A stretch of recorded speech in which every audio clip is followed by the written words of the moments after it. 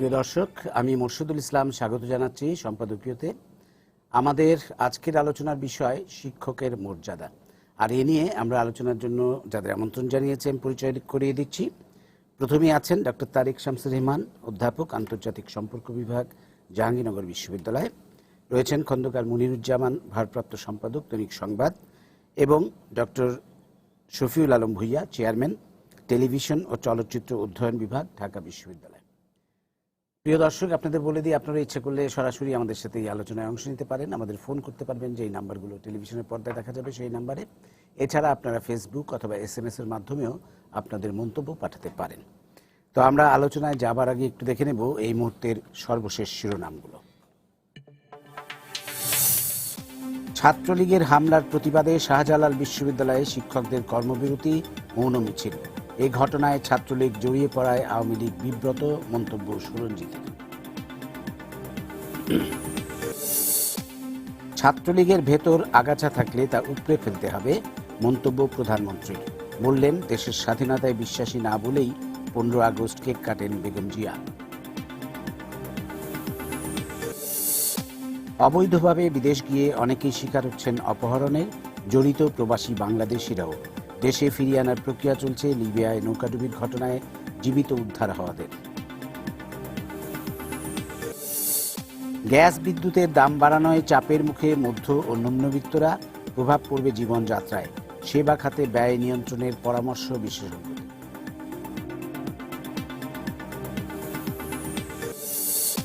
এবং ঈদে কোরবানির পশুর কোনো কমতি হবে না, কয়েক সপ্তাহের মধ্যেই প্রতিবেশী দেশ থেকে শুরু হবে পশু আমদানি, মন্তব্য বাণিজ্যমন্ত্রী।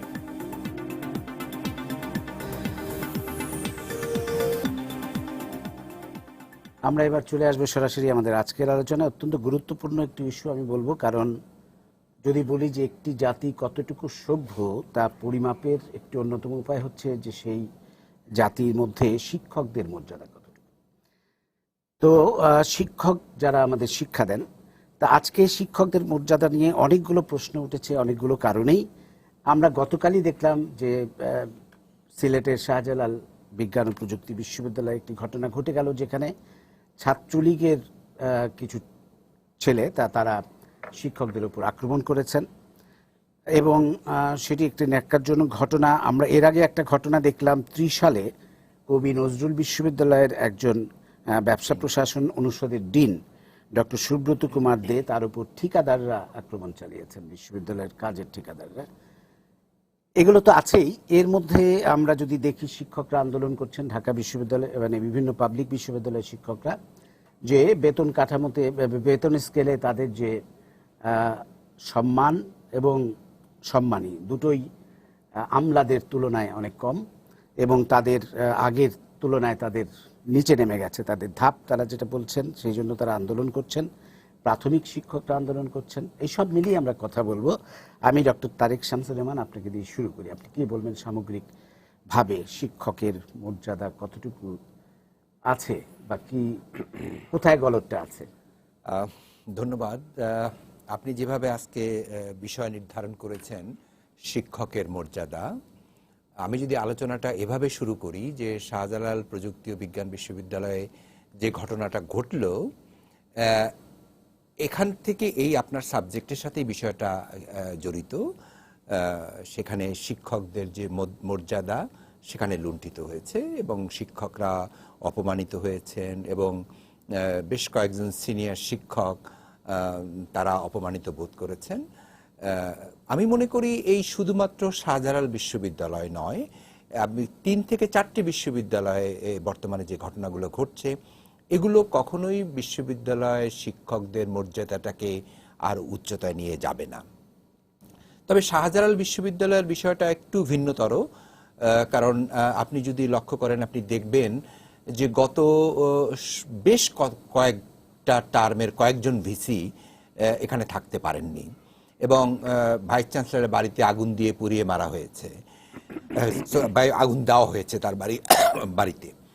ফলে আজকে যে ঘটনাটা ঘটলো তারই ধারাবাহিকতার একটা ফলশ্রুতি। এর পেছনে কারণ যাই থাকুক না কেন, এখন এই একটি ঘটনার মধ্যে দিয়ে একদিকে যেমনি বিশ্ববিদ্যালয়ের ভাবমূর্তি উজ্জ্বল হয়নি, ঠিক তেমনি শিক্ষকদের ভাবমূর্তি উজ্জ্বল হয়নি। কারণ আমি যতটুকু আমি জেনেছি পত্রপত্রিকা থেকে, ভাইস চ্যান্সেলর সাহেব ব্যক্তিগতভাবে তিনি যতই গ্রহণযোগ্য ব্যক্তি নাই হন না কেন, তিনি তো আজকে একটা একাডেমিক কাউন্সিল করতে যাচ্ছিলেন সরকারের নির্দেশ অনুযায়ী। সুতরাং এখানে এক ধরনের শিক্ষকদের সাথে তার বৈরিতা, এটা কখনোই কাম্য নয়। আমরা আশা করব যে এটার একটা সমাধান নিশ্চয়ই হবে, কারণ একটা বিশ্ববিদ্যালয় এই ধরনের পরিস্থিতি থাকুক, এটা কখনো কাম্য হতে পারে না। মূল বিষয় যেটা আমরা মনে করি সেটা হচ্ছে যে বিশ্ববিদ্যালয়, আমি যেহেতু বিশ্ববিদ্যালয়ের শিক্ষক, সুতরাং সঙ্গত কারণেই বিশ্ববিদ্যালয়ের শিক্ষকদের মান মর্যাদাকে আমি প্রাধান্য দেব বেশি। তবে আপনি সঠিকভাবেই বলেছেন, শিক্ষকই প্রাথমিক শিক্ষকরাও আজকে যেভাবে তাদের দাবি নিয়ে আন্দোলন করছেন, বিশ্ববিদ্যালয়ের শিক্ষকরা যেটা মনে করছেন যে তাদের যে মর্যাদা সমাজে, এবং সেটা আমলাদের কারণে তারা ক্ষতিগ্রস্ত হচ্ছেন। একজন আমলা আর একজন বিশ্ববিদ্যালয়ের শিক্ষক কখনো একই মর্যাদা দেওয়া ঠিক হবে না, বা দেওয়াটা যদি কেউ যদি দিতে চান সেটাও সঙ্গত হবে না। কারণ আপনি জানেন যে এই সমাজে সবচেয়ে ভালো ছাত্রটি এখনো শিক্ষক হতে চান। তার কাছে এই সিভিল সার্ভিসটা এখনো ওইভাবে অ্যাট্রাক্ট করে না। সুতরাং একজন শিক্ষক যখন 15 বছর 16 বছর পর তিনি এক জায়গাতে একটা পজিশনে যেয়ে যখন তিনি অবস্থান করেন, তিনি যদি সঠিক সম্মানটি না পান, একজন বিশ্ববিদ্যালয়ের সিনিয়র প্রফেসর তিনি যদি সমমর্যাদা না পান, তাকে যদি আমলার নিচে স্থান দেওয়া হয়, খুব সঙ্গত কারণেই কিন্তু তার মনে একটা ক্ষোভের জন্ম হবে। তিনি তো এটা প্রত্যাশা করবেন না কখনো যে সমাজ রাষ্ট্র তাকে এই পর্যায়ে নিয়ে যাবে। যেটাই আপনি একটু ধরিয়ে দিই, মানে যেটি প্রস্তাব করা হয়েছে এই 8ম জাতীয় বেতন গ্রেড স্কেলে, সেটি হচ্ছে যে সিলেকশন গ্রেডের অধ্যাপক বলে কিছু থাকবে না, এবং অধ্যাপক যারা থাকবেন তারাও সচিবের, এখন তো সিনিয়র সচিব বলে একটা পদ আছে তৈরি করা হয়েছে, সিনিয়র সচিব তো নয়ই না, সচিবেরও নিচে। আমি সেই কথাটাই বলতে যাচ্ছিলাম। শুধু আপনারা একটা বাহ্যিকভাবে এটা দেখেছেন যে একটা ইভেন কি আপনি যদি সচিবের সমমর্যাদাও দেন, তাতেও কিন্তু শিক্ষকদের মর্যাদা আসে না। কারণ একজন সচিব যে পদ, যে সুযোগ সুবিধা ভোগ করেন, তার গাড়ি থেকে শুরু করে তার সাপোর্টিং স্টাফ থেকে শুরু করে তারা যেটা পান, আমরা সিনিয়র শিক্ষক হয়েও আমরা কিন্তু সেটা পাইনি।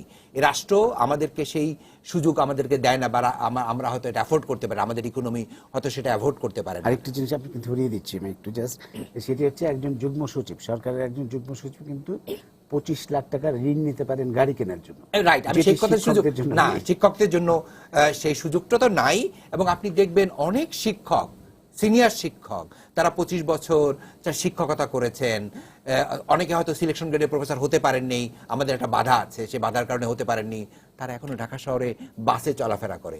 অনেক বিশ্ববিদ্যালয়ের শিক্ষক আছেন যাদের ঢাকা শহরে থাকার কোনো জায়গা নেই, তারা ভাড়া বাড়িতে থাকেন, একজন একাধিক শিক্ষক আছেন। ফলে শিক্ষকদের এই যে মর্যাদা, আরো একটা দুঃখজনক ঘটনা দিয়ে আমি আলোচনাটা আরেকটু শুরু করতে চাই। কিছুদিন আগে চট্টগ্রামের এক বিশ্ববিদ্যালয়ের এক ভাইস চ্যান্সেলর, তার একটা ঘটনা নিশ্চয়ই আপনার মনে আছে, তাকে একজন ডিসি তাকে বলেছে আপনি সরে যান, পেছনে যে চলে যান। এটা অত্যন্ত, একটা ভাইস চ্যান্সেলর, একটা বিশ্ববিদ্যালয়, পাবলিক বিশ্ববিদ্যালয় ভাইস চ্যান্সেলর, একজন ডিসি যার যে তার ছাত্র তুল্য, সে ডিসি তাকে বলছেন আপনি পেছনে চলে যান। অর্থাৎ আপনি কিন্তু বিশ্ববিদ্যালয়ের ভাইস চ্যান্সেলর, বিশ্ববিদ্যালয়ের সিনিয়র শিক্ষকদেরকে এমন একটা পজিশনে রাষ্ট্র নিয়ে যাচ্ছে যে একজন ডিসির মতো লোক তাকে বলার সুযোগ পান যে আপনি পেছনে ফিরে যান। ফলে এই বিষয়গুলো কিন্তু শিক্ষকদেরকে আহত করে, শিক্ষক কমিউনিটিকে আহত করে, তারা ফ্রাস্ট্রেটেড হয়, তার জাতি গঠনে তাদের যে আগ্রহ, তাদের যে ইন্সপিরেশন, সেখানে কিন্তু ঘাটতি তৈরি হয়েছে। এবং এখানে কিন্তু প্রশ্নটা এসছে যে সরকারের যে রাষ্ট্রীয় যে ওয়ারেন্ট অফ প্রেসিডেন্সি, সেইখানে শিক্ষকদের না অনেক নিচে ওয়ারেন্ট অফ প্রেসিডেন্সিতে অনেক। এবং আপনি একজন সিনিয়র প্রফেসরও ভিআইপি লাউঞ্জ ব্যবহার করতে পারবেন না যদি না ওয়ারেন্ট অফ প্রেসিডেন্সি তার অবস্থান উপরে থাকে। প্রফেসররা তো পাবেনই না, সরকারের জয়েন্ট সেক্রেটারিও কিন্তু পায়, তারা পায়। যাই হোক, আমরা এগুলো নিয়ে আবার আলোচনায় আসবো। আমাদের সাথে একজন দর্শক আছে, আমরা একটু ফোনটা নিয়ে নিই। প্রিয় দর্শক, আপনার পরিচয়টা দিয়ে প্রশ্নটা করুন। আসসালামু আলাইকুম। ওয়ালাইকুম সালাম। জি, আমি খসরু বলছিলাম পিরিজপুরের কাউখালী থেকে। জি বলুন। যে আজকে দুজন শিক্ষক একজন সাংবাদিক, আমার তিনজনের কাছেই সমহারে প্রশ্ন যে শিক্ষক মানুষ গড়ার কারিগর, শুধু মানুষ গড়ার কারিগরই নয়, শিক্ষক জাতীয় গঠন করার কারিগর। সেক্ষেত্রে আমার প্রশ্ন হলো, মাননীয় প্রধানমন্ত্রী ছাত্রলীগ সম্পর্কে কঠিন নির্দেশনা থাকা সত্ত্বেও তারা শিক্ষক লাঞ্ছিত থেকে শুরু করে সব ছাত্রলীগ কিন্তু নয়, সেক্ষেত্রে ছাত্রলীগ নামদারি বা ছাত্রলীগ করে সরকারি দলে নাম লিখিয়ে তারা যে এই কাজগুলো করছেন, তাহলে কি তারা কি মাননীয় প্রধানমন্ত্রী বা দলের সভাপতি তার চেয়ে কি বেশি ক্ষমতাবান? আমার শেষ কথা হলো, তাদেরকে এখনই কেন এই মুহূর্তে এত ফুটেজ থাকা সত্ত্বেও তাদেরকে এখনো গ্রেপ্তার করা হয়নি কেন? এবং তদন্তের কথা বলা হয়, তদন্ত কখনই খুব একটা আলোর মুখ দেখে না। ধন্যবাদ, ধন্যবাদ, বোঝা যাচ্ছে আপনার কথা। জি, কে মনিরুজ্জামান ভাই, আপনি কি দেবেন নাকি? না, এটা জবাব মানে কি, তার বিষয়টা তো অন্য জায়গায়। কারণ এই যে প্রশ্নটি আমাদের দর্শক করলেন, যে ছাত্রলীগ বা ছাত্রলীগ নামধারী বা ছাত্রলীগের ভেতরে যারা আছে বা ছাত্রলীগ করে এরকম কিছু ক্যাডার সন্ত্রাসী, তারা এই ঘটনাগুলি ঘটাচ্ছে। তারা শুধু শিক্ষকদের লাঞ্ছিত করছে না, আমরা জানি যে পাবলিক বিশ্ববিদ্যালয় এবং বিভিন্ন শিক্ষা প্রতিষ্ঠানে নানা রকমের সন্ত্রাসী কর্মকাণ্ড ইতিমধ্যে করেছে। হত্যাও হয়েছে, গোলাগুলি হয়েছে। কিছুদিন আগে মাগুরায় মায়ের পেটে, মায়ের গর্ভের সন্তান পর্যন্ত গুলিবিদ্ধ হয়েছে তাদের। এই ঘটনাগুলি ছাত্রলীগ ঘটাচ্ছে। এখন প্রধানমন্ত্রীর চেয়ে ক্ষমতাবান নিশ্চয়ই নয়, কিন্তু এখানে দলীয় বিবেচনা যখন কাজ করে তখন এগুলির বিরুদ্ধে নির্মোহভাবে ব্যবস্থা নেওয়াটা খুব কঠিন হয়ে পড়ে। মানে ব্যবস্থা নিতে চায় না কোনো সরকার, সেই জায়গাটাই হচ্ছে আটকা। আমরা দেখেছি যখন বিএনপি জামাত ক্ষমতায় ছিল, ছাত্রদলও এই ধরনের মারামারি করেছে এবং তখন তারাও কিন্তু কোনো সেই অর্থে কোনো অর্থবহ ব্যবস্থা বা যথার্থ ব্যবস্থা কিন্তু ছাত্র সংগঠনগুলির ক্যাডারদের বিরুদ্ধে নিতে পারেনি, বরং অনেক সময় তাদেরকে রাজনৈতিকভাবে ব্যবহার করেছে। এই জায়গাটাই হচ্ছে দুর্বলতা। রাজনৈতিকভাবে ব্যবহার করার কালচার যতদিন বন্ধ না হবে ততদিন কিন্তু এই জিনিসগুলো বন্ধ হবে না। পাকিস্তানের আমলে এটা ছিল না, এখন এটা হলো কেন? হলো এই কারণে যে এই সংস্থাগুলিকে দল বা দলের নেতারা বিভিন্ন সময় তাদের দলীয় স্বার্থে বা বিভিন্ন স্বার্থে রাজনৈতিকভাবে ব্যবহার করে। এইটা হচ্ছে মূল কথা। এই জায়গাটা বন্ধ না করলে এটা বন্ধ করা যাবে না। আর মূল যেটা আলোচনার বিষয়, যেটা আলোচনা হচ্ছে যে শিক্ষকদের মর্যাদা, আমি একটি ঘটনা আপনাদের সামনে পুনরুল্লেখ করতে চাই। একবার এখানে আমি আলোচনা করেছিলাম, আপনার নিশ্চয়ই মনে আছে। এটা সম্ভবত এসএসসি পরীক্ষা চলার সময় বরিশালের, বৃহত্তর বরিশালের কোনো একটি জেলার ঘটনা আর কি। একজন শিক্ষক তিনি ছিলেন পরীক্ষার হলের পরিদর্শক, কলেজ শিক্ষক, এবং একজন ইউএনও অথবা ল্যান্ড মিনিস্ট্রির কোনো আমলা, তিনি ছিলেন, থাকে না বিভিন্ন হল মিলায় একজন ইয়ে, তিনি ওই হলের ভিতরে ঢুকে মোবাইল ফোনে কথা বলতে বলতে হলে ঢুকেছেন, পরীক্ষার হলে আর কি। স্বাভাবিকভাবে যিনি পরিদর্শক, সে হলের শিক্ষক, তিনি বলেছেন যে আপনি এই হলের ভিতরে কেন মোবাইলে কথা বলছেন? তো আমলা মহাশয়ের মেজাজ গরম হয়ে গেল, তিনি শিক্ষকের যাচ্ছেতাই ভাষায় গালাগালি করলেন। পরে প্রকাশ্যে তার পায়ে ধরে শিক্ষকের মাপ চাওয়াতে বাধ্য করলেন। এই হচ্ছে আমাদের দেশের শিক্ষকদের প্রতি আমলাদের দৃষ্টিভঙ্গি। আমি একটা উদাহরণ দিলাম। এর আগে ডক্টর তারেক শামসুর রহমান একজন ডিসির কথা বলেছেন, যে ডিসি একজন ভাইস চ্যান্সেলরকে বলেছেন যে আপনি পিছনে চলে যান। মানে এই হচ্ছে আমাদের দেশের বাস্তবতা, যে আমাদের দেশের আমলারা। এখন সমস্যাটা হচ্ছে, আমি বরাবরই বলে থাকি, আমাদের দেশের সমস্যার একটা বড় কারণ হচ্ছে আমাদের এই আমলাতন্ত্র। তাদের কিছুদিন আগে আপনাদের নিশ্চয় মনে আছে যে প্রধানমন্ত্রী স্বয়ং বলেছেন দেশপ্রেম নিয়ে কাজ করবেন, বলেছেন না প্রধানমন্ত্রী? একজন প্রধানমন্ত্রীকে আমাদের উদ্দেশ্যে এই কথা কেন বলতে হয়? বলতে হয় তখনই যখন তিনি অনুভব করেন যে আমরা দেশপ্রেম নিয়ে কাজ করছেন না, আমরা কাজ করছেন আত্মপ্রেম নিয়ে। তারা যা কিছু করেন তার সবটাই হচ্ছে নিজেদের প্রতি প্রেম, নিজেদের স্বার্থ, আমলাতন্ত্রের স্বার্থ, তাদের ব্যক্তি স্বার্থ। আপনি খোঁজ নিয়ে দেখবেন আমাদের দেশে আমলাদের 90%, এটা আমি দায়িত্ব নিয়ে বলছি, 90% আমলার ছেলে মেয়ে বিদেশে লেখাপড়া করে। আমরা তো পলিটিশিয়ানদের দোষ দিই, পলিটিশিয়ানরা তাদের ছেলে মেয়েদের বিদেশে পড়ায়, এটা তো আমরা চোখে দেখি বলে আমরা দোষটা দিই। কিন্তু তলায় খোঁজ নিয়ে দেখেন, যদি 10 জন রাজনীতিবিদদের সন্তানরা বিদেশে পড়ে, তাহলে 20 জন আমলার সন্তানরা বিদেশে পড়ে। এটা হচ্ছে আমাদের দেশের বাস্তবতা। একজন আমলা কত বেতন পায়? আমাদের চেয়ে অনেক কম বেতন পায়। এটা আমি দায়িত্ব নিয়ে বলতেছি। কিভাবে তার ছেলে বিদেশে পড়ে এটা আমরা কেউ খোঁজ করি না, কেউ খোঁজ নিতেও চাই না। সুতরাং এই আমলারা যা করে সেটা সবটাই হচ্ছে তাদের স্বার্থে করে। আজকে এই যে শিক্ষকদের, আমি তো বলবো যে শিক্ষকদের মর্যাদার তারা এবং একটু আপনাকে ধরিয়ে দিই, ভুয়া মুক্তিযোদ্ধার সার্টিফিকেট আমলারা, উচ্চ পর্যায়ের আমলারা নিয়ে এবং তারা ধরাও পড়েন, তাদের সার্টিফিকেট বাতিল হয়, গেজেটে বাতিল হয়, কিন্তু কোনো শাস্তি হয় না। সুতরাং এই যে জায়গাটা যদি ঠিক না করা যায়, আজকে শিক্ষকদের যে মর্যাদার হানি শুধু না, মর্যাদার অবনতি ঘটানো হয়েছে। হ্যাঁ, এর আগে যে অর্ডার অফ প্রেসিডেন্সের যে জায়গাটা ছিল, শিক্ষকরা কিন্তু এখন সেই জায়গাটা নেই, তার চেয়ে নিচে নেমে গেছে। এখন একজন সচিব, একজন শিক্ষক, একটা প্রচলিত কথা আছে, আমি এই কথাটা একটু উদাহরণ দিই। যেমন স্কুলের ফার্স্ট বেঞ্চে যারা বসে তারা বলা হয় সবচেয়ে ভালো ছাত্র, সাধারণত তারা ডাক্তার, ইঞ্জিনিয়ার বা বিশ্ববিদ্যালয়ের অধ্যাপক হয়। দ্বিতীয় বেঞ্চে যারা বসে বলা হয়ে থাকে তারা তার চেয়ে অনেক খারাপ ছাত্র, হ্যাঁ, তারা সিভিল সার্জন হওয়ার চেষ্টা করে বা হয়। তৃতীয় বেঞ্চে যারা বসে বলা হয়ে থাকে তারা পলিটিশিয়ান, লাস্ট বেঞ্চে যারা বসে তারা ক্যাডার হয়। এটা একটা প্রচলিত কথা আজকাল। হ্যাঁ, এখন এই ক্যাডাররা কন্ট্রোল করে পলিটিশিয়ানরা কন্ট্রোল করে সিভিল সার্জনরা কন্ট্রোল করে বিশ্ববিদ্যালয় অধ্যাপক, ইঞ্জিনিয়ার, ডাক্তারদের। এই হয়ে গেছে বাংলাদেশের নিয়তি। আমি নিয়তি বলবো না, এই জায়গায় বাংলাদেশের যে প্রশাসনিক কাঠামোটাকে এই জায়গাটা নিয়ে যাওয়া হয়েছে। আমলাদার হাতে এত ক্ষমতা যে এই কিছুদিন আগে এই বেতন কাঠামো নিয়ে আরেকটি টিভি চ্যানেলে একটি টক শো হচ্ছিল, আমি সেটা দেখছিলাম। সেখানে একজন আমলা তিনি বললেন, সম্ভবত তিনি জয়েন্ট সেক্রেটারি পদমর্যাদা, সম্ভবত, যদি আমি সঠিক আমার মনে ভুল না হয়ে থাকে, তাকে প্রশ্ন করা হয়েছিল যে ফরাসউদ্দিন বাংলাদেশ ব্যাংকের সাবেক গভর্নর ফরাসউদ্দিন সাহেবকে নিয়ে যে কমিশন করা হয়েছিল, সেই কমিশনের কতটুকু আজকের যেটা পরবর্তীকালে এখন বাস্তবায়িত করার চেষ্টা করছেন আপনারা, তার মধ্যে তার কতটা রয়ে গেছে বা কতটুকু আপনারা রেখেছেন। আমি এক্সাক্ট ওয়ার্ডটা বলতে পারবো না, কারণ বেশ কিছুদিন আগে, কয়েকদিন আগের ঘটনা, কিন্তু যেটা অর্থধারা এটা, সেটা হচ্ছে যে উনি যেটা করেছিলেন সেটা আমরা ছুঁড়ে ফেলে দিয়েছি। সেটা জয়েন্ট সেক্রেটারি সাহেব এই টক শোতে বললেন। অর্থাৎ কমিশন করেন আর যাই করেন, শেষ পর্যন্ত আমলারা তাদের ইচ্ছা মতো পুরো জিনিসটা করবে। আপনাদের মনে আছে একটা সময় না, এই আওয়ামী লীগের আগের মহাজোট সরকার যেটাকে বলা হয়ে থাকে, আগের মেয়াদে, অর্থাৎ 96-201 এর মেয়াদে টেলিভিশনের বা মিডিয়ার স্বাধীনতার, স্বায়ত্তশাসনের বিষয়ে একটা কমিশন করা হয়েছিল, মনে আছে নিশ্চয়ই? হ্যাঁ, এবং বেশ উচ্চ পর্যায়ের কমিশন, এবং অনেকগুলো দেশে এই কমিশন গিয়েছিল, এবং তারা সেসব দেশের মিডিয়া কিভাবে স্বায়ত্তশাসন ভোগ করছে বা কি আইন বা কি বিষয়গুলো তারা স্টাডি করেছে, এবং বড় একটা রিপোর্ট, ওটা কিয়দংশ দেখার সৌভাগ্য আমার হয়েছিল। আমার ধারণা একটা মোটামুটি ভালো একটা রিপোর্ট তৈরি করা হয়েছিল।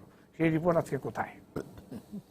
ওটা আমি জানি সর্বশেষ যেটা হয়েছিল যে 5 সচিবের একটি সচিব কমিটিকে দেওয়া হয়েছিল এটাকে ঠিকঠাক করার জন্য বা এটা সম্পর্কে মতামত দেওয়ার জন্য। ওটা ওই দেওয়া পর্যন্ত শেষ, তারপর কিন্তু এটার কোনো খবর নেই। খবর নিলে দেখবেন, যদি কেউ উৎসাহী হন, তাহলে খবর নিয়ে দেখবেন এই ধরনের বহু কমিশনের মৃত্যু ঘটিয়েছে আমাদের আমলারা। এবং আজকে এই যে ছুঁড়ে ফেলে দেওয়া হয়েছে ফরাসউদ্দিন কমিশন, অর্থাৎ পরবর্তীকালে তারা তাদের মতো করে যে জিনিসটাকে সাজিয়েছে, যার পরিণতি হয়ে যায় আজকে পাবলিক বিশ্ববিদ্যালয়ের শিক্ষকদের বা শিক্ষকদের মর্যাদার ক্ষেত্রে এই অবস্থা। এবং এটা খোঁজ নিলে দেখা যায় অন্যত্র কিন্তু এই জিনিসগুলি ঘটেছে, কিন্তু আমাদের সুযোগ সুবিধা কিন্তু কমেনি। জি, আমি আপনার কাছে পরে আসবো। আমাদের কাছে একজন দর্শক আছেন ফোনে, একটু ফোনটা নেই। প্রিয় দর্শক, আপনার পরিচয়টা দিয়ে প্রশ্নটা করুন। জি, আসসালামু আলাইকুম। ওয়ালাইকুম আসসালাম। আমি বাংলাদেশ কৃষি বিশ্ববিদ্যালয় ময়মনসিংহ থেকে বলছিলাম।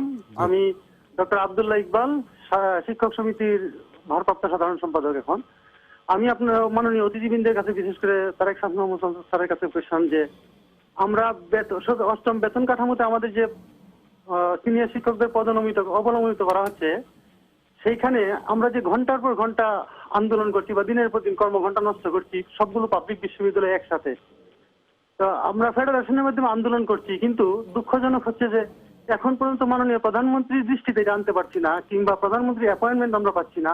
এইটা কি প্রধানমন্ত্রী কি হস্তক্ষেপ করা জরুরি মনে করেন না? এটা আমি তারেক শামসুল স্যারের কাছে জানতে চাই। আমি ডক্টর ইকবাল, অনেক ধন্যবাদ আপনাকে। আপনি ঠিক জায়গাতেই প্রশ্নটা করেছেন। আমি যেটা বিশ্বাস করি, আমি মাননীয় প্রধানমন্ত্রীর উপর আমার ব্যক্তিগতভাবে তার প্রতি আমার আস্থা আছে, এবং আমি বিশ্বাস করি তিনি এটা কগনিজেন্সিতে নেবেন এবং বিশ্ববিদ্যালয়ের শিক্ষকদের ব্যাপারে তিনি খোঁজখবর নিচ্ছেন। আমি যতটুকু জানি যে তিনি একটি কমিশন, এক সচিবের নেতৃত্বে একটি কমিটি গঠন করেছেন এবং আমার ধারণা তিনি চূড়ান্ত পর্যায়ে, আমি আবারও বলি, চূড়ান্ত পর্যায়ে তিনি আমাদের মর্যাদাটাকে সমন্বিত রাখবেন এবং আগে আমরা যে সুযোগ সুবিধাগুলো ভোগ করতাম ঠিক সেই জায়গাতেই, ওয়ারেন্ট অফ প্রেসিডেন্সিতে সেই জায়গাতেই যাবে বলে আমার ধারণা। জি, অধ্যাপক শফিউল আলম ভূঁইয়া, আমি শুনছিলাম দুজন আলোচকের বক্তব্য। আমি মনির ভাইয়ের সাথে একটা জায়গায় একটু দ্বিমত পোষণ করব, সেটা হচ্ছে যে ফরাসউদ্দিন কমিশনের রিপোর্ট সম্পর্কে মনির ভাই যেটা বলেছেন, মনির ভাই রিপোর্টের কপিটা আমার কাছে আছে। তো যেই সিদ্ধান্তগুলো নেওয়া হয়েছে, যেগুলো নিয়ে আজকে আলোচনা হচ্ছে, এই যে বেতন স্কেলে যে দুটি সুপার গ্রেড তৈরি করা হয়েছে, একটা হচ্ছে পদায়িত সচিব আর একটা হচ্ছে সিনিয়র সচিব, সেটি কিন্তু ফরাসউদ্দিন সাহেবের স্বাক্ষর আছে। তারপরে আরেকটি, হ্যাঁ, ওদের অ্যাটিটিউডটার সাথে আমি একমত। তারপরে ওই যে আরেকটি জিনিস যেটা, যে ফরাসউদ্দিন কমিশনের রিপোর্টে যে আপত্তিকর জিনিস আরেকটা আছে, সেটা হচ্ছে যেটা ওনার এখতিয়ার বহির্ভূত। উনি লিখেছেন যে বিশ্ববিদ্যালয়গুলোর স্বয়ংসম্পূর্ণ না হওয়া পর্যন্ত, আর্থিকভাবে স্বয়ংসম্পূর্ণ না হওয়া পর্যন্ত তাদের স্বতন্ত্র বেতন স্কেল দেওয়া ঠিক হবে না। এক্ষেত্রে কিন্তু এটাও ওনার কমিশনের রিপোর্টে আছে এবং উনি সই করেছেন। আমাদের প্রশ্ন ছিল এখানে যে বিশ্ববিদ্যালয়গুলো কি বাণিজ্যিক প্রতিষ্ঠান? আমরা কি বাণিজ্য করি, পণ্য বিক্রয় করি, যে আমরা আর্থিকভাবে স্বয়ংসম্পূর্ণ হব তারপরে স্বতন্ত্র বেতন স্কেল পাবো? যদি আমরা আর্থিকভাবে স্বয়ংসম্পূর্ণই করি, তাহলে আমাদের আর সরকারের বেতন স্কেল কেন লাগবে? সেক্ষেত্রে তো আমরা নিজেরাই নিজেদের বেতন নিজেরা নিতে পারি। এই হচ্ছে ফরাসউদ্দিন কমিশন সম্পর্কে আমার বক্তব্য। আমার যেটা মনে হয় যে এই 3 মাস ধরে আমরা বিশ্ববিদ্যালয়ের শিক্ষকরা যে আন্দোলনটা করছি, আমি ঢাকা বিশ্ববিদ্যালয়ের শিক্ষক সমিতির একজন নির্বাচিত সদস্য হিসেবে এটার একটা অংশ। আমি যেটা আমার কাছে মনে হয়েছে যে আমলাতন্ত্রের মধ্যে লুকিয়ে থাকা একটি শক্তি, আমরা জানি না সেটাকে, সেই শক্তিটি আমার ধারণা সরকারের বিরুদ্ধে ষড়যন্ত্র করছে। কোন জায়গায় ষড়যন্ত্র করছে? শিক্ষকদেরকে খেপিয়ে তোলার ষড়যন্ত্র। আমি কতগুলো উদাহরণ আপনাকে দিই। যে আমাদের এগ্রিকালচার ইউনিভার্সিটির সাধারণ সম্পাদক যে বিষয়টি বললেন, সেটি একটি কারণ হচ্ছে প্রধানমন্ত্রীর কাছে আমাদের দাবি দেওয়া সংক্রান্ত কাগজপত্রগুলো কিন্তু আমলাদের মাধ্যমে যায়, তো সেগুলো যথার্থভাবে যাচ্ছে কিনা এটি একটা প্রশ্ন। তারপরে হচ্ছে যে আপনার এই যে বেতন স্কেলটা যে করা হলো, সেখানে যদি আমাদের সিলেকশন গ্রেডটা তুলে দেওয়া হয়, তাহলে আমাদের অধ্যাপকরা 4 গ্রেড নিচে নেমে যাবেন। বর্তমানে যে গ্রেডে আছেন সেখান থেকে 4 গ্রেড, কারণ তখন সিলেকশন গ্রেড বলে কিছু থাকবে না। এখন সিলেকশন গ্রেডটা কি? সিলেকশন গ্রেডটা হচ্ছে সবচেয়ে সিনিয়র অধ্যাপক। আমাদের শিক্ষকদের মধ্যে 25% যারা 14 বছর প্রফেসর থাকার পরে সিলেকশন গ্রেড অধ্যাপক হন, এবং তারা অনেক সচিবের সিনিয়র। কারণ সচিবরা যখন 59-এ রিটায়ার করেন, আমার একজন সিনিয়র শিক্ষক 60 ইয়ার্স ক্রস করে যাওয়ার পরে উনি সিলেকশন গ্রেড পান। এখন প্রশ্নটা হচ্ছে যে সচিবদের সাথে আমাদের এরকম দ্বন্দ্বে বা তুলনায় যেতে হবে কেন? আমরা তো দুজন একই প্রফেশনের লোক না। আমরা তো মনে করি যে আমরা আসলে সচিব তৈরি করি। কারণ কি, ধরেন এই যে বিসিএস এর রেজাল্ট হলো, 34তম বিসিএস এর, আজকে ঢাকা বিশ্ববিদ্যালয় সহ সকল বিশ্ববিদ্যালয় থেকে অনেক ছেলে মেয়ে বিসিএস এ যোগ দিচ্ছে, কিন্তু এবং তারা সচিব হবে পরবর্তী পর্যায়ে। আমাদের বিশ্ববিদ্যালয়ের ছাত্ররাই সচিব হয়, আমাদের ছাত্ররাই হয়। তো এখন কিন্তু এই আমলাতন্ত্রে যাওয়ার পরে কারোর মধ্যে এই যে একটা নাকুচু ভাব, শিক্ষকদেরকে অবনমিত করার চেষ্টা, যেমন ওয়ারেন্ট অফ প্রেসিডেন্সে ঢাকা বিশ্ববিদ্যালয়ের উপাচার্যের মর্যাদা হচ্ছে 18তম অবস্থান, 18তম, আর আমি একজন অধ্যাপক, আমার অবস্থান হচ্ছে 22তম। তো এখন আপনি চিন্তা করে দেখেন যে মর্যাদার দিক থেকে ওয়ারেন্ট অফ প্রেসিডেন্সে আমাদের অবস্থানটা কোথায়। এই জন্য আমরা শিক্ষক সমিতির পক্ষ থেকে বারবার বলেছি, ইভেন আমার অন্যান্য বিশ্ববিদ্যালয়ের শিক্ষকরাও একমত, যে ওয়ারেন্ট অফ প্রেসিডেন্সে যদি বিশ্ববিদ্যালয়ের অধ্যাপকদের যোগ্য মর্যাদা না দেওয়া যায়, তাহলে ওয়ারেন্ট অফ প্রেসিডেন্স থেকে আমাদেরকে তুলে দেয়। আমরা সাধারণ মানুষ, সাধারণ শিক্ষক, আমাদের এই ওয়ারেন্ট অফ প্রেসিডেন্সের দরকার নেই। কারণ আজকাল এই যে আমাদের সিনিয়র অধ্যাপকেরা অনেকে কমপ্লেন করেন যে সরকারি আচার অনুষ্ঠানগুলোতে তারা যান না বা যেতে পারেন না, কারণ সেখানে গিয়ে তারা বসার জায়গা পান না। এবং বিশেষ করে এই যে উদাহরণটি অধ্যাপক তারেক শামসুর রহমান দিলেন, যে একজন ডিসি যিনি ডেপুটি সেক্রেটারি আর একজন অধ্যাপক বা ভাইস চ্যান্সেলর কিন্তু অনেক উপরে, তাকে সরিয়ে দিলেন, তুলে দিলেন, এইরকম যখন পরিস্থিতি, এটা হচ্ছে একটা। এটা কি যে এই যে 3 মাস ধরে বিশ্ববিদ্যালয়ের শিক্ষকরা আন্দোলন করছেন, কিন্তু সরকারের পক্ষ থেকে কোনো আলোচনা করা হচ্ছে না, তার মানে কি বিশ্ববিদ্যালয়ের শিক্ষকদেরকে সরকারের বিরুদ্ধে খেপিয়ে তোলা হচ্ছে। এটি হলো একটা উদাহরণ আমি যে ষড়যন্ত্রের কথা বলেছি। দ্বিতীয়টি হচ্ছে, আপনি হয়তো লক্ষ্য করেছেন যে প্রাথমিক বিদ্যালয়ের যে প্রধান শিক্ষক, তাদেরকে গ্যাজেটেড দ্বিতীয় শ্রেণীর গ্যাজেটেড কর্মকর্তার মর্যাদা মাননীয় প্রধানমন্ত্রী নিজে দিয়েছিলেন 1.5 বছর আগে। গতকালকে বা পরশুদিন প্রাথমিক এবং গণশিক্ষা মন্ত্রণালয় থেকে একটা প্রজ্ঞাপন জারি করে সেই মর্যাদাটা কেড়ে নেওয়া হয়েছে। তো এখন এই মর্যাদাটা যখন কেড়ে নেওয়া হলো, সেখানে আমার 60,000-এরও অধিক প্রধান শিক্ষক আছেন। তাহলে কি একটা বড় অংশকে এই সরকারের বিরুদ্ধে খেপিয়ে তোলা হচ্ছে না? এটা হচ্ছে আমার দ্বিতীয় প্রশ্ন। তৃতীয় প্রশ্ন হচ্ছে যে এই যে প্রাইভেট বিশ্ববিদ্যালয়গুলোর ছাত্রছাত্রীদের উপরে 7.5% ভ্যাট আরোপ করা হয়েছে। এখন ইউজিসি এবং রাষ্ট্রের আইন অনুসারে প্রাইভেট বিশ্ববিদ্যালয়গুলো কিন্তু non profit sector, profitable sector না, non profit sector. So non profit সেক্টরে আপনি 7.5% ভ্যাট আরোপ করে দিয়েছেন। এখন এই সবগুলোকে যদি আমরা একসাথে বিবেচনায় নেই, তাহলে কিন্তু আমি এক ধরনের সরকারের বিরুদ্ধে শিক্ষক সমাজকে খেপিয়ে তোলার একটা ষড়যন্ত্র হিসেবেই আমি দেখি। জি, ধন্যবাদ।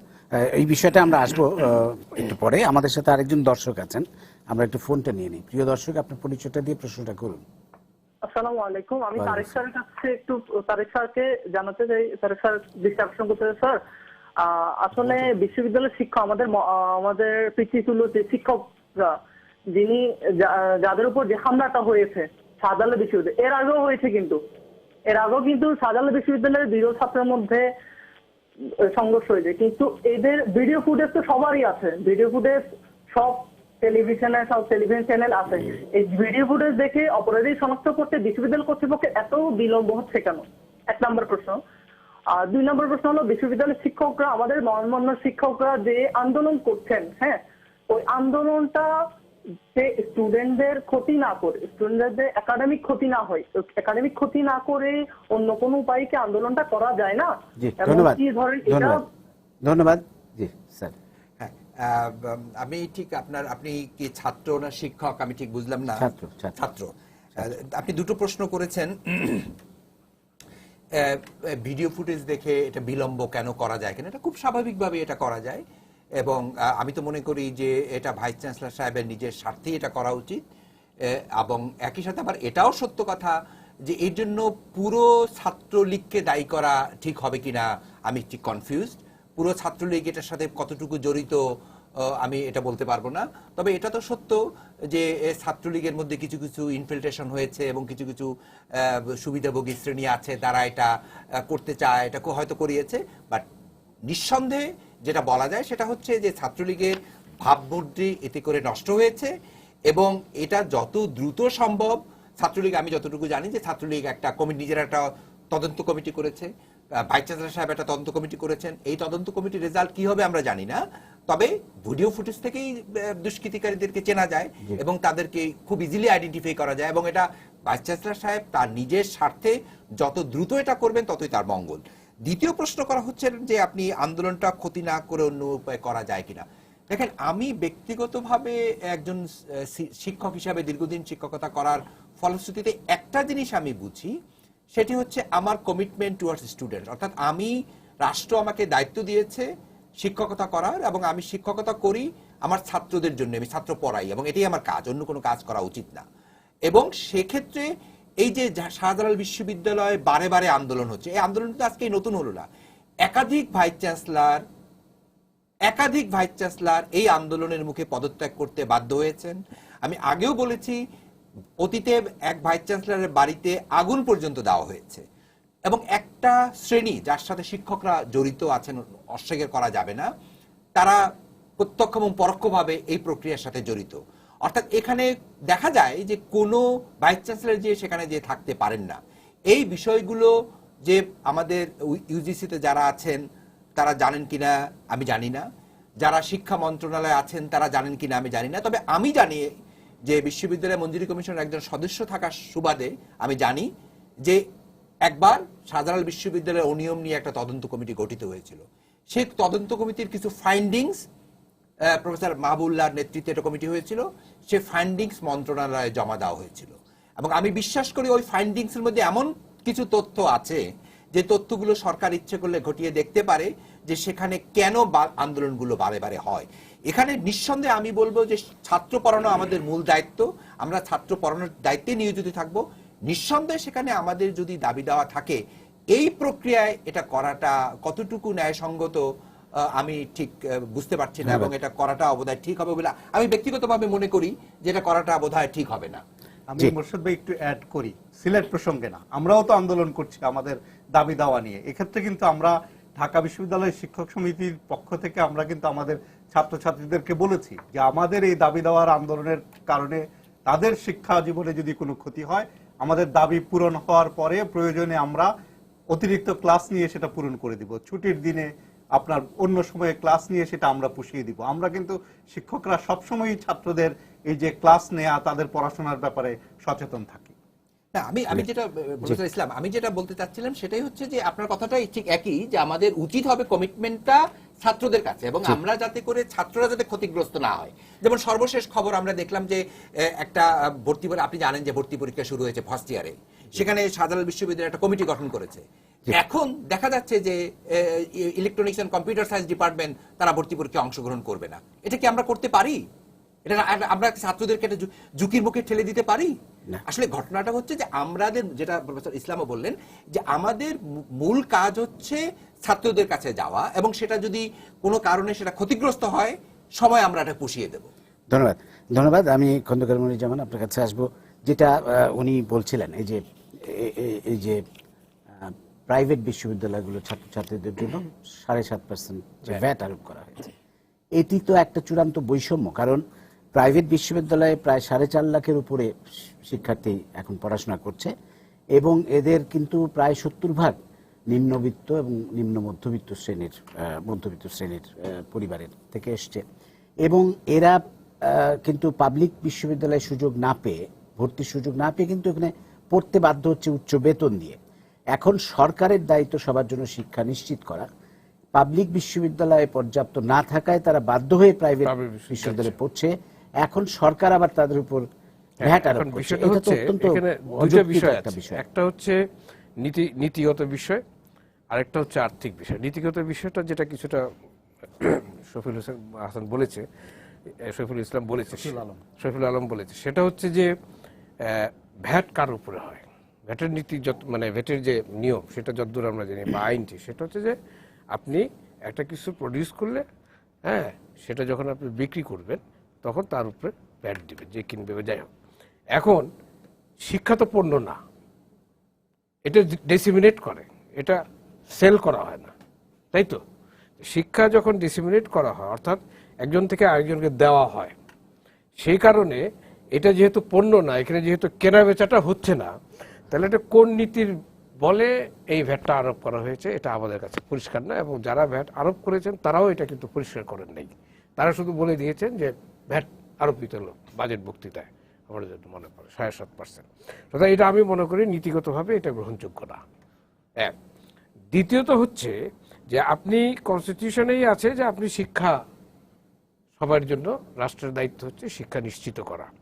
এখন আপনি যে কথাটি বললেন যে সেখানে যারা পড়াশোনা করে, কারণ এই ভ্যাটের যে 7.5% এটা তো বিশ্ববিদ্যালয়ের শিক্ষক বা কর্তৃপক্ষ তাদের পকেট থেকে দেবে না, এটা কিন্তু ছাত্রদের কাছ থেকেই আদায় করবে, তাই তো?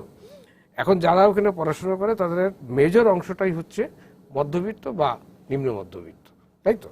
তাই যদি হয় তাহলে তাদের উপরে যে লোকটি বা যে ছাত্রটি বা যে ছাত্রের গার্জিয়ান ধরেন মাসে কথা বলছি 1000 টাকা ব্যয় করতো শিক্ষার জন্য, তাকে এখন তার উপরে আরো 7.5% বেশি ব্যয় করতে হবে, অর্থাৎ আরো 75 টাকা বেশি ব্যয় করতে হবে। ওইখানকার বেতন কাঠামো বা বেতনের ছাত্রদের সেটা আমরা জানি, সেখানে তার মানে কয়েকশো টাকা বা কয়েক হাজার টাকার বেশি তাকে ব্যয় করতে হবে সেই অভিভাবককে।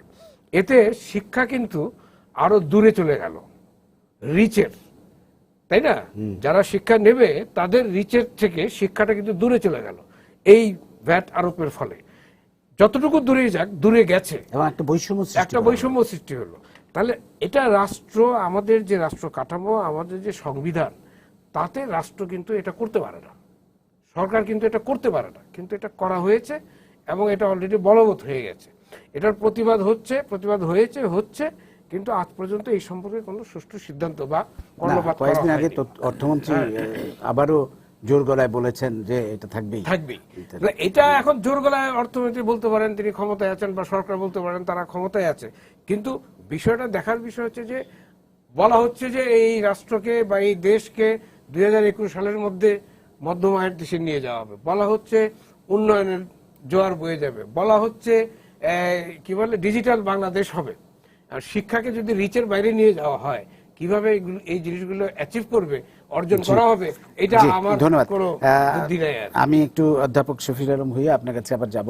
একটু যদি আমরা প্রাথমিক শিক্ষকদের বিষয়টা আবার ফিরে আসি, আপনি একটু টাচ করছিলেন, সেটা হচ্ছে যে প্রধানমন্ত্রী প্রতিশ্রুতি দিয়েছিলেন যে প্রধান শিক্ষকদের দ্বিতীয় শ্রেণীর গেজেটেড কর্মকর্তা হিসেবে, কিন্তু সেটা ঘোষণা করা হয়েছে নন গেজেটেড হিসেবে। আবার যারা সহকারী শিক্ষক তারাও কিন্তু দাবি জানিয়ে আসছেন যে প্রধান শিক্ষকের তুলনায় তাদের বেতন বৈষম্যটা কমিয়ে আনতে, এবং সহকারী শিক্ষকটা দেখেন তৃতীয় শ্রেণীর কর্মচারীর সমতুল্য, মানে একটা স্কুলের শিক্ষক তো অন্তত তারা কিভাবে তৃতীয় শ্রেণীর সমপর্যায়ের হয়, মানে তাদের প্রতি তো চরম বৈষম্য করা হচ্ছে। অবশ্যই, যেমন ধরেন আপনি একটা সুন্দর কথা দিয়ে শুরু করেছিলেন আজকের শোটা, যে কোন জাতি কতটা সভ্য এটা বোঝা যায় তার শিক্ষকের মর্যাদা দেখে। আমি এটার সাথে একটা জিনিস অ্যাড করি। আমেরিকার একজন খুব বিখ্যাত ম্যানেজমেন্ট গুরু পিটার ড্রাকার বলেছিলেন তার একটা বইয়ে, তার সমাজ নিয়ে অনেকগুলো বই আছে, একটা বইয়ে উনি বলেছিলেন একটা দেশ এবং একটা জাতি কত উন্নত সেটা বোঝা যায় তার শিক্ষকের মর্যাদা এবং শিক্ষকের আয়ের দিকে তাকালে। তা আপনি দেখেন আজকের বাংলাদেশে আজকে 42 বছর পরেও কিন্তু শিক্ষকরা হচ্ছে সবচেয়ে অবহেলিত শ্রেণী। যে আজকে প্রাথমিক স্কুলের শিক্ষকের কথা বলেন, মাধ্যমিক স্কুলের শিক্ষকের কথা বলেন, কলেজ শিক্ষকের কথা বলেন, বিশ্ববিদ্যালয়ের শিক্ষকের কথা বলেন, এই যে মর্যাদাটা যদি আমরা নিশ্চিত করতে না পারি, তাহলে মাননীয় প্রধানমন্ত্রী যেই আমাদেরকে দেখিয়েছেন, যে প্রতিশ্রুতি দিয়েছেন যে 2021 সালের মধ্যে আমরা মধ্যম আয়ের দেশে পরিণত হব, আমরা অর্থনৈতিকভাবে সামনের দিকে এগিয়ে যাচ্ছি, কিন্তু আমার প্রশ্ন হচ্ছে যে শিক্ষকরা কারা আসলে? শিক্ষকরা তো আপনার হিউম্যান রিসোর্স তৈরি করে, এই জাতির কর্মশক্তি তারা প্রদান করে এবং জ্ঞান বিজ্ঞানে মাত্রা যুক্ত করে, গবেষণার মাধ্যমে সমাজকে এগিয়ে নিয়ে যায়। এখন তারা যদি অবহেলিত থাকে তাহলে আমরা সাস্টেইনেবল আপনার এই যে নিম্ন বা মধ্যম আয়ের দেশ বা উন্নত দেশ হতে পারবো কিনা, এই প্রশ্নটি কিন্তু দেখা দিয়েছে। কোথাও আপনি ইতিহাসে প্রমাণ করতে পারবেন না যে শিক্ষককে অমর্যাদাকর অবস্থানে রেখে, শিক্ষককে স্বল্প বেতনে রেখে কোনো জাতি কিন্তু সাস্টেইনেবল ডেভেলপমেন্টের দিকে যায়নি। এক্ষেত্রে আমি পার্শ্ববর্তী দেশের উদাহরণ দিতে পারি। আপনি শ্রীলঙ্কার দিকে তাকান, আপনি পাকিস্তানের মতো দেশের দিকে তাকান, আপনি ভারতের দিকে তাকান, সব জায়গায় কিন্তু শিক্ষকরা অন্যান্য পেশাজীবীদের চাইতে মর্যাদা করা। আমি একটু আপনার সাথে যুক্ত করতে চাই, ফিগারগুলো আমি দর্শকদের জানা উচিত। সেটা হচ্ছে ভারতে একজন অধ্যাপকের বেতন হচ্ছে 1,10,000 থেকে 1,35,000 টাকা ভারতীয় রুপি। পাকিস্তানে হচ্ছে একজন অধ্যাপকের বেতন 2,34,000 রুপি, এবং শ্রীলঙ্কায় হচ্ছে একজন অধ্যাপকের বেতন 1,86,000 টাকা বেশি। তো কত বেশি তারা পান সেটা জাস্ট বোঝা যায়। সেই দেশগুলোর সাথে তুলনা করলে, যে আপনার এই যে প্রতিবেশী দেশগুলোর সাথে তুলনা করলে, এবং পাকিস্তানে কিন্তু আপনি 2,36,000 বলেছেন না, সেটা হচ্ছে ন্যূনতম, সেটা হচ্ছে ন্যূনতম, এবং ম্যাক্সিমাম 4 লাখের উপরে, ম্যাক্সিমাম 4 লাখের মানে উপরে সিনিয়র অধ্যাপক যারা, ভারতে কিন্তু আপনার একজন অধ্যাপক মুখ্য সচিবের চাইতে বেশি বেতন পান। তো আমাদের এখানে এই যে আমলাতন্ত্রের কারো কারো মধ্যে যে এই যে সংকীর্ণতা, এই যে শিক্ষকদের সাথে তুলনা করে নিজেকে উপরে তুলে নেওয়ার যে মনোবাসনা, এটা আমি মনে করি যে চিন্তার দারিদ্র্য। যে শিক্ষকের সাথে আমলার কোনো তুলনাই করতে পারে না। আমলারা রাষ্ট্রের নীতি বাস্তবায়নের ক্ষেত্রে কাজ করেন, আর আমরা রাষ্ট্রের নীতি তৈরিতে কাজ করি, আমরা রাষ্ট্রের জন্য জনশক্তি তৈরি করি, রাষ্ট্রের নীতিমালা তৈরিতে আমরা সহায়তা করি।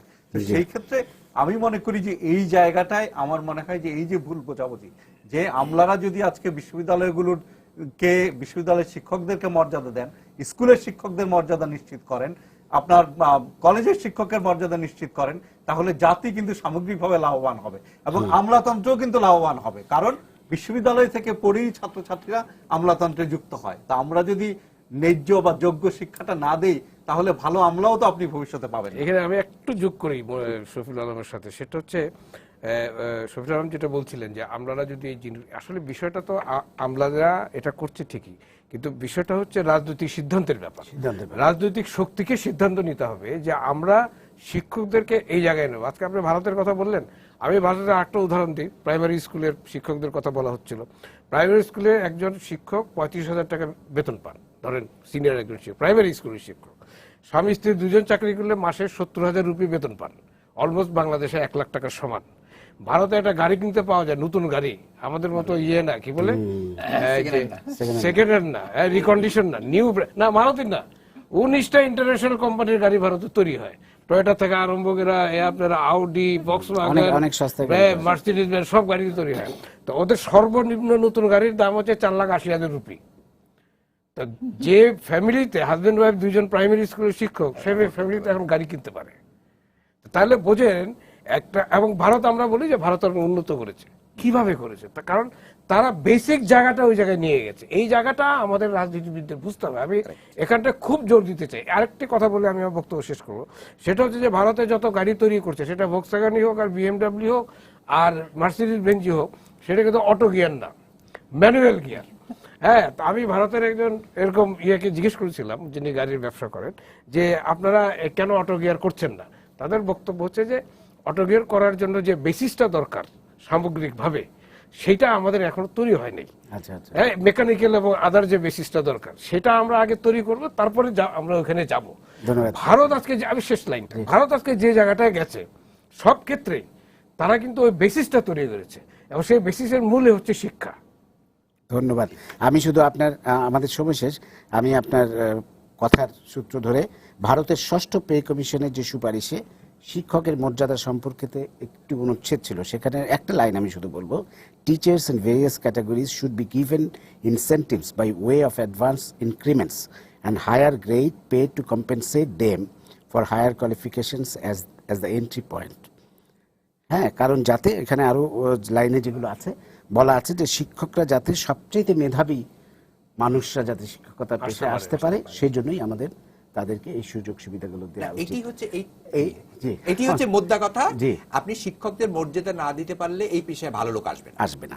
এক্ষেত্রে শিক্ষকদের জন্য একটা স্বতন্ত্র বেতন স্কেল করে এই বিষয়টা বোধহয় বিবেচনায় নেওয়া যেতে পারে। আমরা আশা করব যে আমাদের সরকার নীতি নির্ধারক পর্যায়ে যারা আছেন, শুধু আমলাদের দোষ দিচ্ছি আমরা, কিন্তু যেটা উনি বলেছেন যে নীতি নির্ধারণ পর্যায়ে লোকদের আসলে সিদ্ধান্ত নিতে হবে, শিক্ষকের মর্যাদা যেন আমরা প্রতিষ্ঠা করতে পারি। আপনাদের সবাইকে অসংখ্য ধন্যবাদ। প্রিয় দর্শক, সবাইকে শুভেচ্ছা জানিয়ে শেষ করছি আজকের সম্পাদকীয়। আগামীকাল আবারও দেখা হবে রাত 10টায়। দেখার আমন্ত্রণ রইল। শুভরাত্রি।